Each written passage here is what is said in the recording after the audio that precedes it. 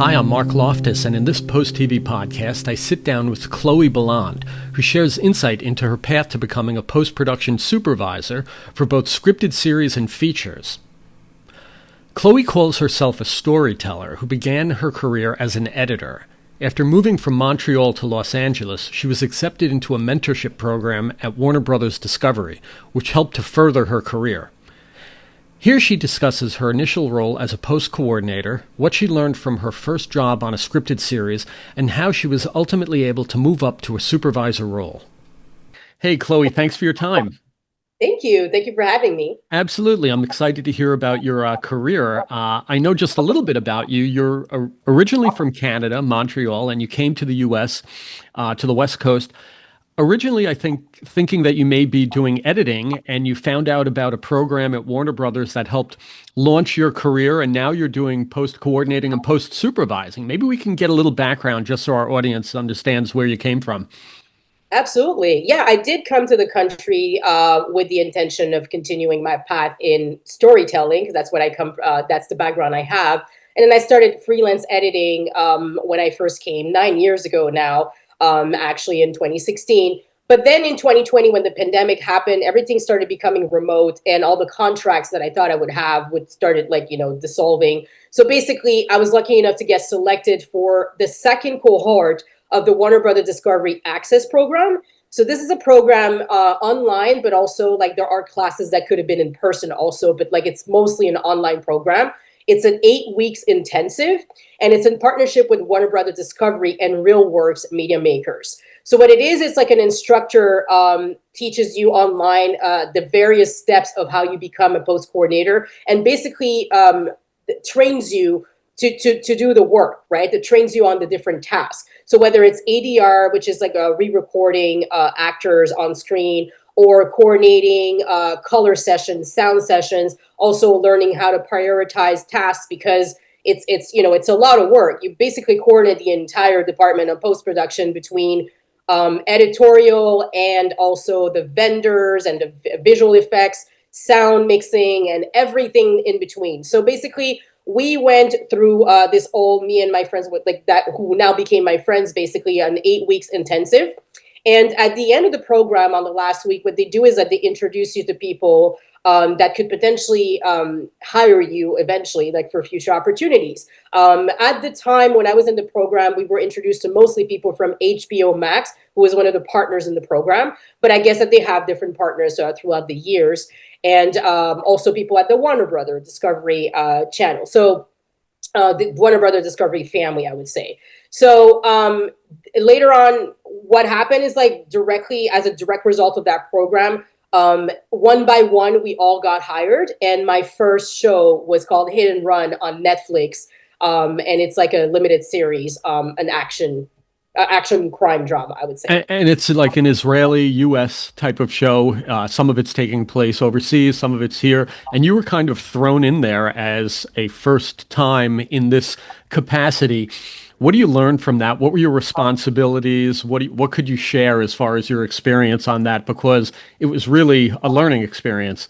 Oh, that's that. And I have to say, looking back at the last 5 years, I would say Hit and Run was the hardest show that I've worked on. And I've worked on multiple shows since then. I've done multiple projects, but that was the hardest one that I've ever done. Not only because it was actually my very first show, but also because of the responsibilities that it entails. First of all, we were still in the pandemic, second wave of the pandemic. It overlapped to 2021. That was a show that was filmed before the pandemic. Then it was filmed between New York and Israel. And the country Israel got closed, the whole country, the borders were closed during the pandemic. And so they had to shut down all the production. So when we went back and they hired me to continue the show, I was basically replacing the person who had started the show before the pandemic. And that person was already on a different show. So I remember having a meeting with him for 1 hour. He was like, here's a pile of work. Good luck. Yeah. And I was like, oh my God, I just got off a program. I'm still learning, but then this is my first task. And the thing is, when you get on the first show, in my case personally, I was experiencing with a lot of imposter syndrome, because you're I'm green. They gave me a chance to start, but now I have to impress them and show them why they hired me, right? So the one mistake that I kept doing, that I now learned with time, I would say, is to like, I didn't want to ask too many questions. Whenever something was unclear, I would always like try to find the answer, whether it's on their Google Drives to folder structure, asking other departments. And then if I don't find the answer, then I would ask my post producer and be like, hey, by the way, I went through all those people, I couldn't find the answer, and then I'm asking you. And they will always say, well, why did you ask me directly? And then I don't know what to answer, because the thing is, like, in the beginning, you always want to look like you know what you're doing, even though you're panicking inside. And it's like you wake up in the morning, it's like you have all those emails in your inbox, and like, oh my God, I don't even know what to do with that. But Hit and Run was very special because not only, like I said, it was the hardest show I worked on. We had, after the pandemic happened, during the pandemic, all the actors ended up that was on the show, they ended up flying back to their original countries. We had actors from Canada, different time zones of Canada, Europe, different countries of Europe, and North Africa. So basically, I have all those time zones that I'm covering, and I'm trying to reach to these actors to do their ADR session, which is basically recording their voiceover that we need for the show. And you have to, it has to be the original actor. So no matter where the actor is, you find him, book him on a stage at a booth so he can record, and also make sure the booth is vetted by the sound department, because it can't just be a random place, and they have to have the specific mics. I don't know anything about sound, so it had to be a whole process for them to be approved. So you have to do all of that on all those time zones. So imagine sometimes it's like 1 a.m. here, but it's 9 a.m. in Israel. And that's when they open their shop, and that's when the actor is getting to the booth, and that's when the actor starts his session. So you have to be awake and there in the session on Zoom and direct the session and make sure you have all the takes that you want, know what's been done, because you're on your own, basically. So yeah. There's Was that. it mostly the audio that you were focusing on at that point? Yeah. The thing is, like, because what happened is that for Hit and Run, they did not continue shooting after the pandemic. They realized that it was too late because everybody had flown back, and it had been like such a long break between the lockdown and the time that we came back to finish the post-production. So when I got in the team, all we did is basically just post-production. There was no more shooting. There was no more pickup shots or anything. So they kind of picked up where they left off and made it so that it was going to be a 9 episode instead of a 10 episode, because they were like, you know what, we don't have time. We don't have the time, or I don't know if it was a budget reason. I have no idea. But I just know that at that point, we're just trying to finish the show. So the sound was one of my major worry, because that's what I was working on. Visual effects, there was a lot that was fixed also in visual effects. And as a post coordinator, one of our main tasks is also to track down all the shots of visual effects and report back like what's missing and all that, and keep track. This is a daily, almost like 3 times a day thing.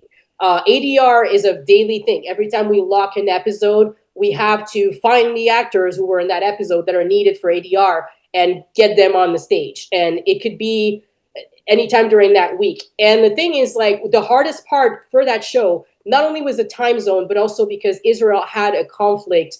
There was actually a conflict in the Middle East exactly at that time that we were finishing post-production. And I can't really remember exactly what that was, but I do remember. So there was nothing easy about it for your first job. Oh, no. There was a war. We were on a Zoom with Lior, like the exec producer, who's also an actor and a director and also a writer on the show.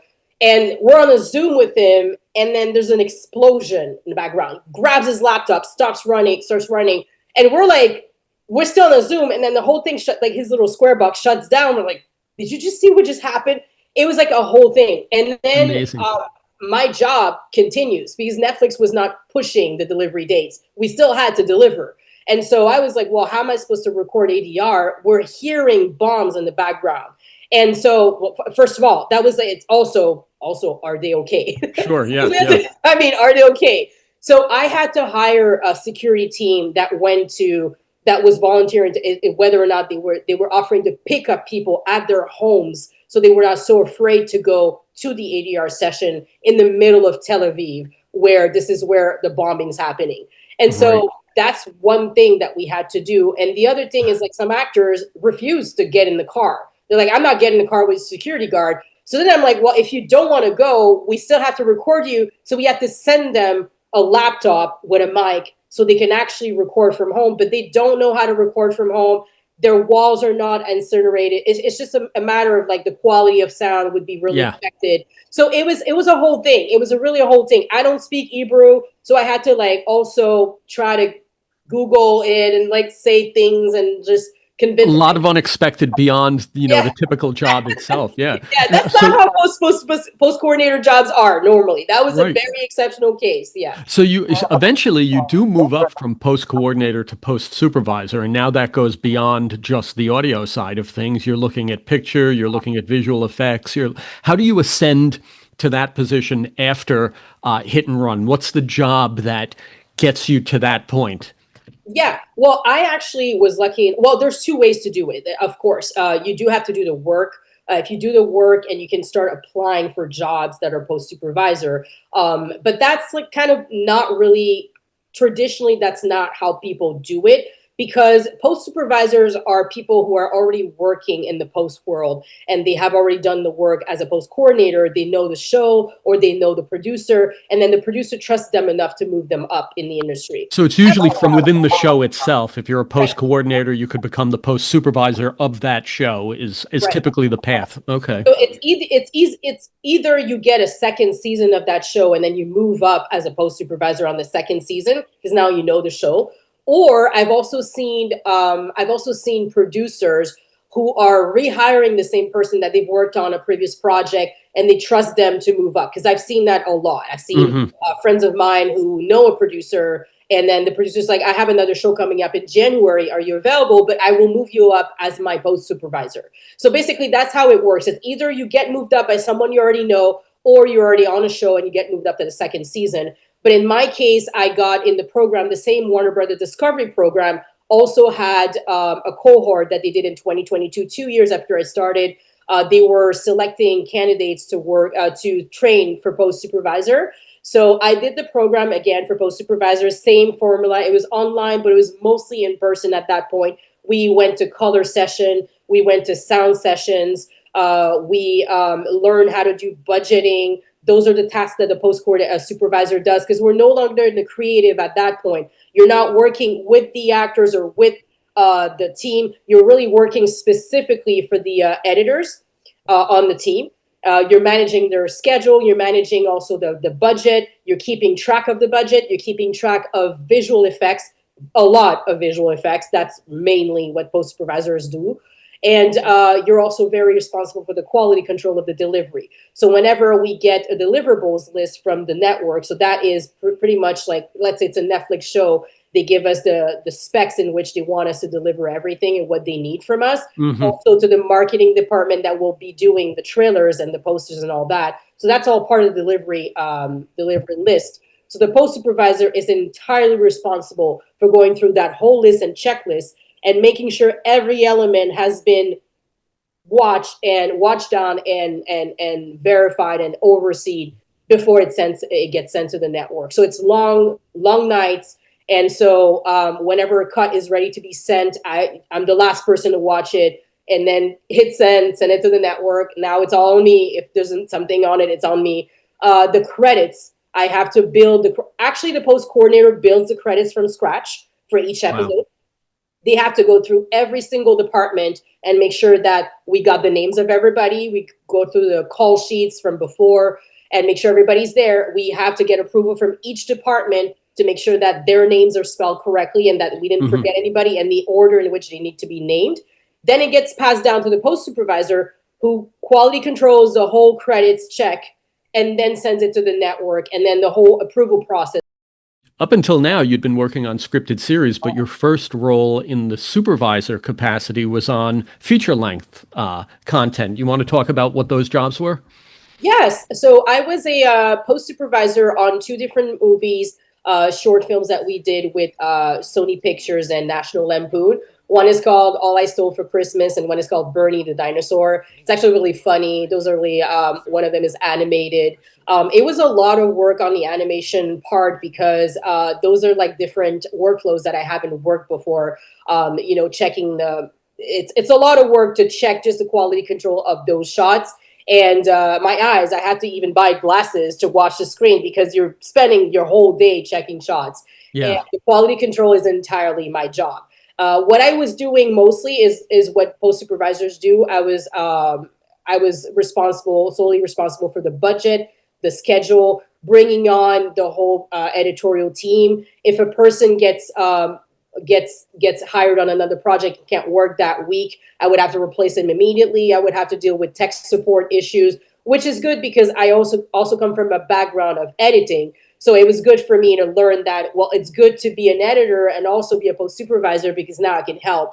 There was even a time where I had to finish a movie as an editor because an editor had to leave early the show. It was on Burning the Dinosaur. So I had to go and finish that one for him, but I still got the title as a post supervisor. So I was used in different capacity, but mostly those are one of my biggest ones. And recently I just wrapped on a movie called That's Her. It was a feature-length movie that features Dwayne Coley and Coco Jones. We're really proud of it. It's currently with CAA being distributed. And so that one was my very first feature as a post supervisor. And that was a long 4 months of work and really handling the entire budget, the scheduling, like I said, hiring and going through the roster of editors and assistant editors, and mostly working on troubleshooting issues that happen in the editorial room. That was the most of my work, I would say. Yeah. Okay. You had mentioned on your first job how you were a little reluctant to ask questions because you didn't want to feel like you may not be qualified or knowledgeable. Now, looking back, what's some advice that you would offer people in the industry that are looking to make changes or grow in their career, or just learning experiences that you say, you know what, I would do things a little different, or I learned something here that maybe I wasn't expecting? Anything that you'd suggest? Yes. I would speak for those who are like me, type A. If you're a type A, listen to this. You have to learn how to breathe in between tasks. If you are stressed, you're not going to get better at what you do. You're just going to be more stressed. You're going to make a lot of mistakes, which I've done in a lot of ways. I've done some mistakes, sent an episode to someone who wasn't supposed to receive it, things like that. So I'm just saying, like, honestly, just learn how to breathe in between tasks. I know that they want everything yesterday or they want it right now, but it's not going to make any difference if it leaves your inbox in 10 minutes. Just make sure that you breathe in between tasks. You're going to wake up and have all those emails in your inbox. You're going to learn how to prioritize and be like, okay, this one, it's a later task. This can wait till tomorrow. This is all the important ones. Once you know which ones to prioritize, breathe and just go one by one. When you breathe, you'll see that it's much easier to get through each task of the day, and you'll not feel like you're rushed, or you not feel like you're doing something and you might have a mistake. You might have done a mistake towards the end, right? So I think that this is the most important thing. And also the imposter syndrome that I had when I first started, I don't have it now because I figured, you know what, we're all here to learn. Every job that I've done so far has been very different. Every team has been different. And even though I repeat the same task over and over, because it's a different show, you might find that they do things differently. You might find that there are some challenges that you didn't find in the previous show that you worked on. So you're always learning every show that you work on. So I would say just be open and be open to learn. Be open to learn and know that just like you think that you don't know what you're doing, they also don't. Okay, good advice. You've got a couple of credits coming up now, a returning series and a new show that's coming out. Do you want to give us a little teaser, maybe? Oh, yes, absolutely. So Overcompensating, one of the most funniest show that I've worked on, and actually the one that everybody asks me about all the time. It's just been renewed for a second season on Amazon Prime, and it's with A24. So we're really excited about that one. So far, I don't know when they're starting to shoot, but I would definitely, if everybody wants to follow them on Instagram, Benny Skinner, who is our star of the show, but also the showrunner, is very good at giving updates for that. So it came out in May, and it was a very big success on Amazon Prime. Every time I mention the people that I worked on that show, they're always super excited. I'm like, oh, wow, okay, you weren't that excited about the other shows I worked on. And so that's one of my best ones. Then you got Boots. Boots from Netflix is actually coming out. It's a very interesting one. It's kind of like a comedy, but also a drama story about a real story, basically. It's based on a book. and it's about the 18 years old at the time in the 90s that were coming out and basically being recruited by the military. And one of them is still in the closet, and he doesn't know how to mention. He doesn't want to say it. He doesn't want it to be a thing. He doesn't want to come out of the closet because at the time you couldn't be gay and be in the military. It was actually like not accepted.